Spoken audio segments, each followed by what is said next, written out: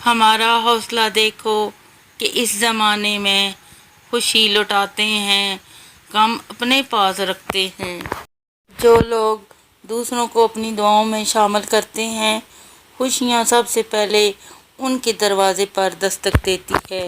رسول اللہ صلی اللہ علیہ وآلہ وسلم نے فرمایا، قیامت کے دن دوزخیوں میں عذاب کے اعتبار سے سب سے ہلکا عذاب پانے والا وہ شخص ہوگا جس کے دونوں پیروں کے نیچے دو انگارے رکھ دیے جائیں گے، جن کی وجہ سے ان کا دماغ کھول رہا ہوگا جس طرح ہانڈی اور کیتلی جوش کھاتی ہے۔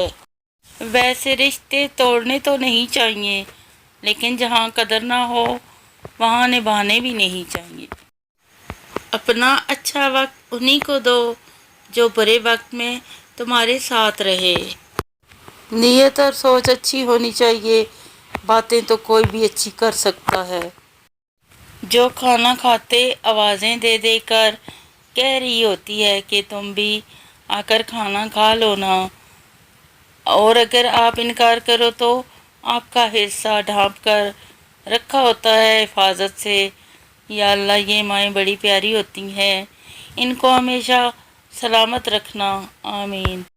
مقدس علم کا نزول اعلیٰ دماغ پر نہیں، پاکیزہ دل پر ہوتا ہے۔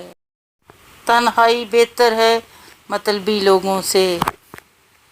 رسول اللہ صلی اللہ علیہ وآلہ وسلم نے فرمایا، جب انسان مر جاتا ہے تو اس کے عمل کا سلسلہ بند ہو جاتا ہے سوائے تین چیزوں کے: نمبر 1 صدقہ جاریہ، نمبر 2 ایسا علم ہے جس سے لوگ فائدہ اٹھائیں، نمبر 3 نیک صالح اولاد ہے جو اس کے لیے دعا کرے۔ رب پر یقین رکھیں، کبھی کبھی وہ بھی مل جاتا ہے جس کا سوچا بھی نہیں ہوتا۔ اپنا حصہ مانگ کر دیکھو، سارے رشتے بے نقاب ہو جائیں گے، اور اپنا حصہ چھوڑ کر دیکھو، کانٹے بھی گلاب ہو جائیں گے۔ ہمیں بہت زیادہ علم کے مقابلے میں تھوڑے سے ادب کی زیادہ ضرورت ہے۔ بے قدرے لوگوں سے جذبات جوڑ کر سوائے بربادی کے کچھ نہیں ملتا۔